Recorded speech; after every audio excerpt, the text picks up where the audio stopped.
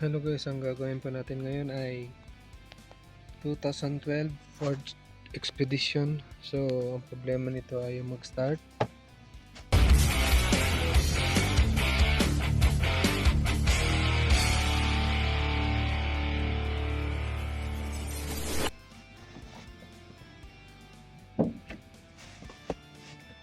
Ayan.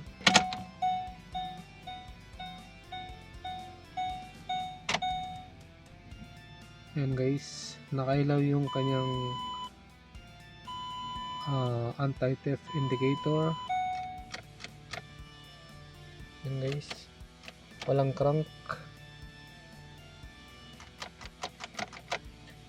So, ang history nito ay habang siya ay tumatakbo ay biglang nag-shutdown ng engine at nang i-crank uli ay ganyan ang nangyari.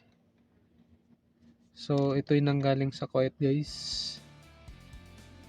Kuwait yung kanyang plate number. So, ngayon, titignan natin sa computer kung ano ang kanyang problema. Gamit natin ang J2534 ECU programming device. So, punta natin ang Ford.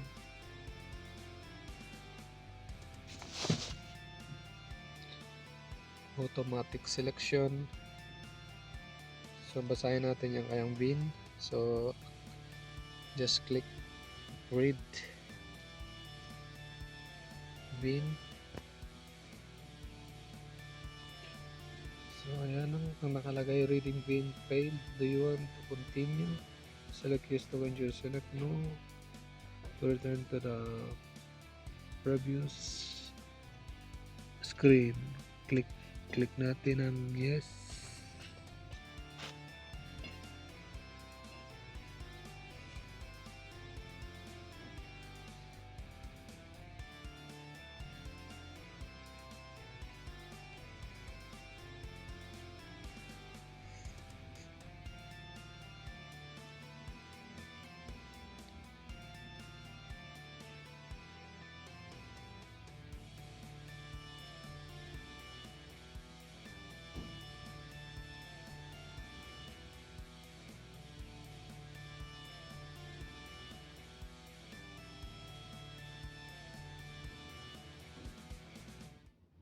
So, ayun, VIN 0 decoding failed. Puntahan natin ang manual selection, Ford,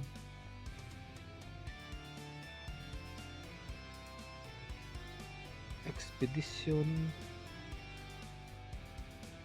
5.4 liter 3V 2012. Yes.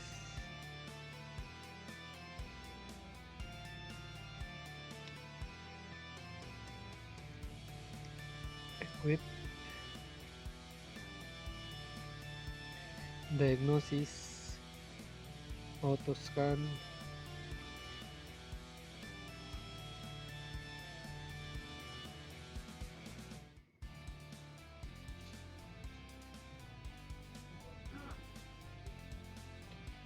Meron siyang code sa IC or instrument cluster.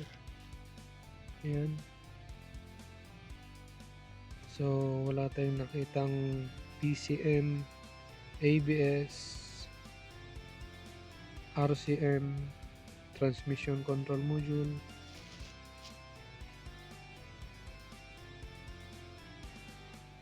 So, yan lang yung ating nabasa guys.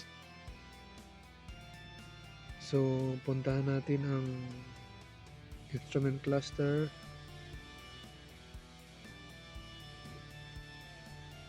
Read codes. Set ignition on. Naka-ignition tayo. Okay.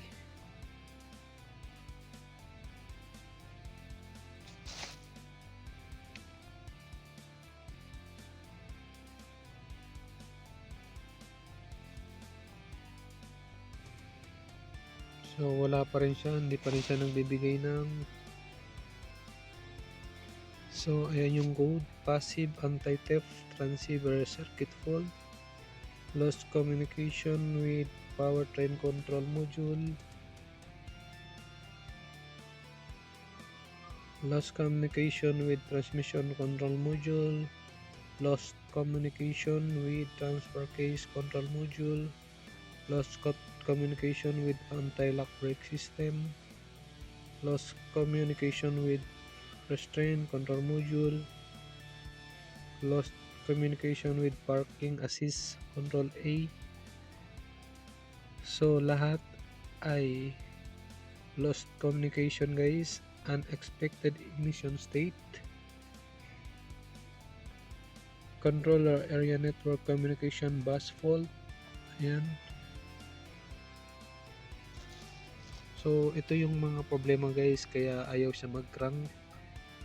Nakailaw yung check engine at saka anti-theft indicator. So titingnan muna natin yung mga fuse guys bago natin puntahan yung mga major component katulad ng PCM. So dumaan muna tayo sa fuse checking at saka sa mga relay. So ito yung kanyang makina guys. So chinek natin lahat ng fuse pero walang problema guys. Pero ang nakita kong problema ito guys. Ayan. Gumagalaw. So ito yung dahilan kung bakit ayaw umandar. Ayan. Sa tuwing ginagalaw ko ay nagre-react yung kanyang throttle.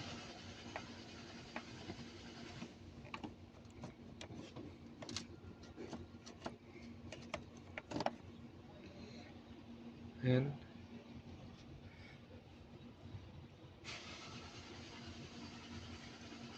So itry natin higpitan guys. Titignan natin kung okay siya.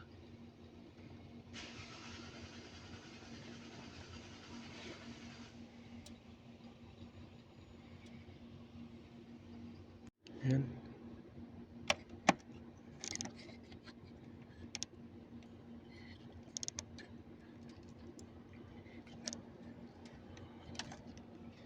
Start natin.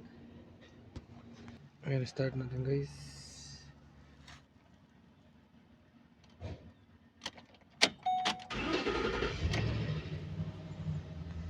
Ayan, umandar na.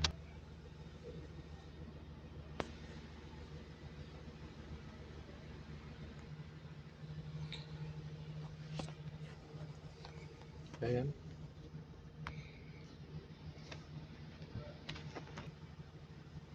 Ayan, nare-read niya ng bin. 2012.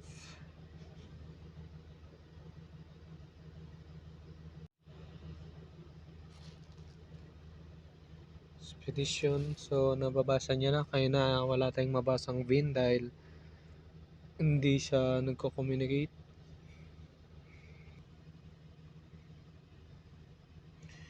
Ayan yung PCM. Dati ay wala tayong mabasang PCM. So mayroon na ring ABS, mayroon na din restraint control module or airbag.